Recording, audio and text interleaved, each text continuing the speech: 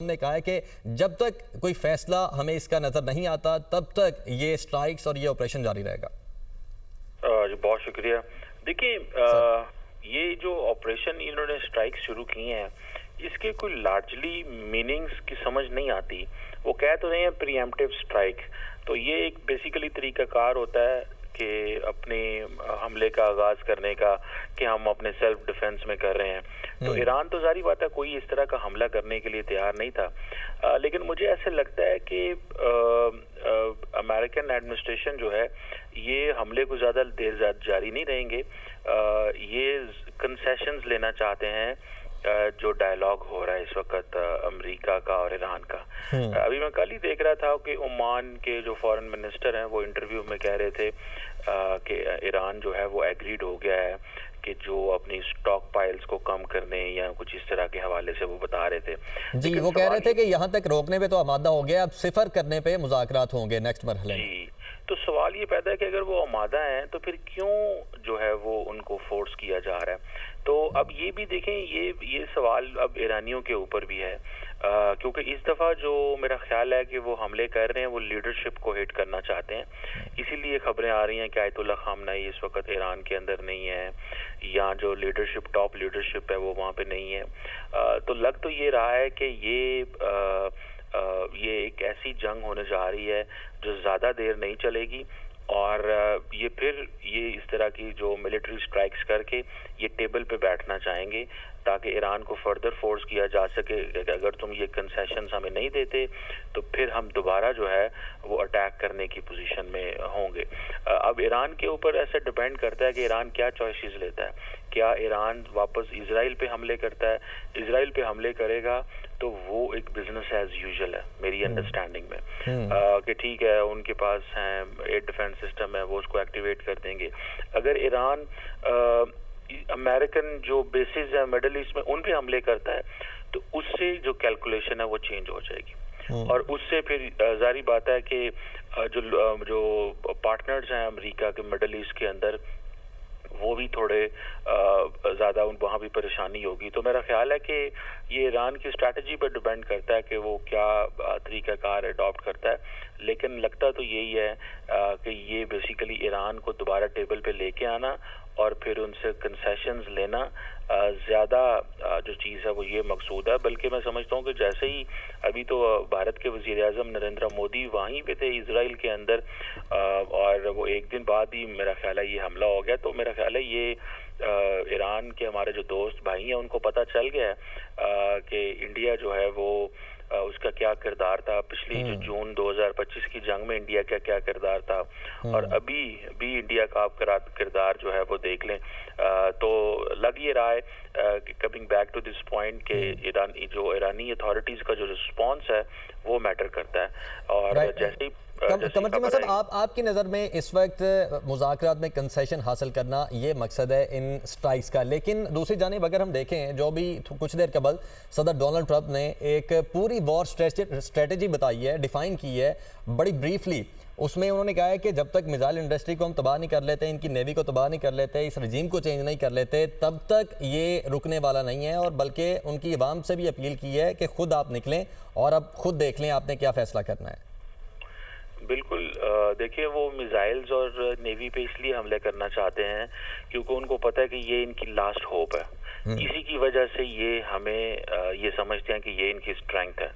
तो वो उनकी जो स्ट्रेंथ है वो उसको एलिमिनेट करके तो फिर उनको बिल्कुल देखें, आप थोड़ा सा इसको समझें, बैकग्राउंड में चले जाएं। जितना भी ईरान का डिटेरेंस इंफ्रास्ट्रक्चर था, ये जितनी भी प्रॉक्सीज का नेटवर्क था, वो अब नहीं है। अब हर रोज ईरान के अंदर कभी भी वो हमला हो सकता है।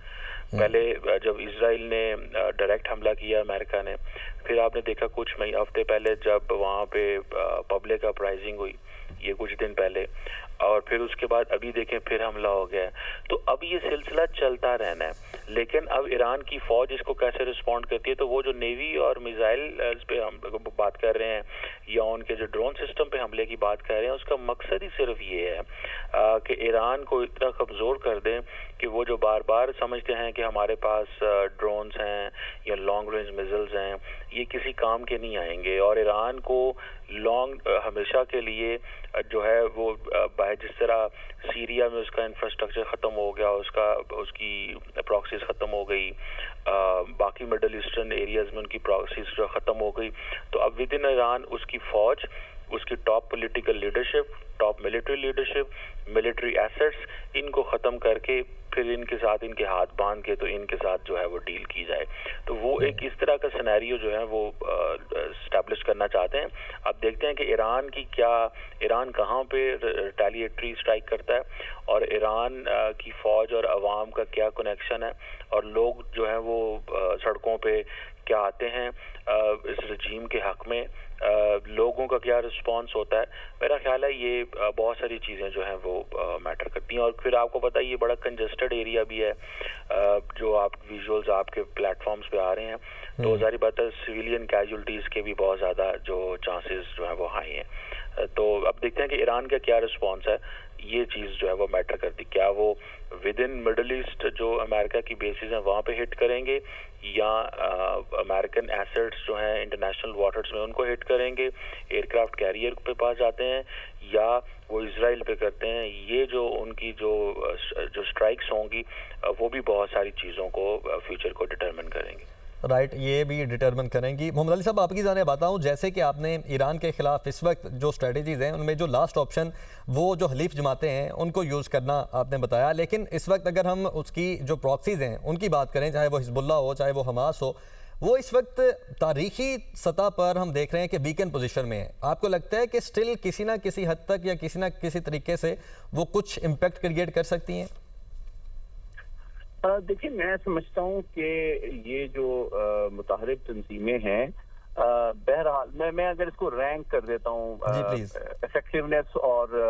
ताकत और कुव्वत के एतबार से, देखें जो ऑप्शन 1 है वो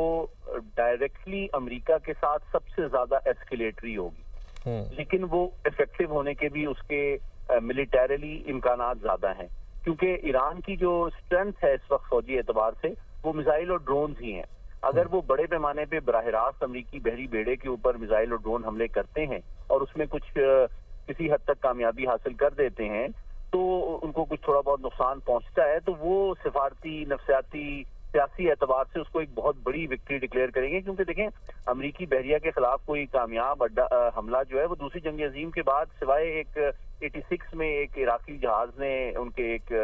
फ्रिगेट यूएसएस कोल पे हमला किया था, उसके बाद तारीख में कोई मिसाल नहीं मिलती है। और अमेरिका की जो आलमी ताकत है उसका सबसे बड़ा जो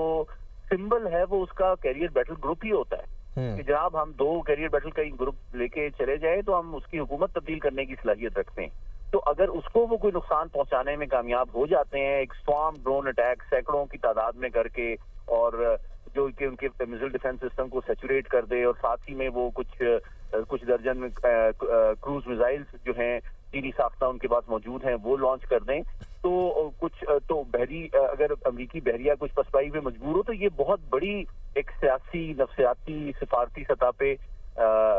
ईरान जो है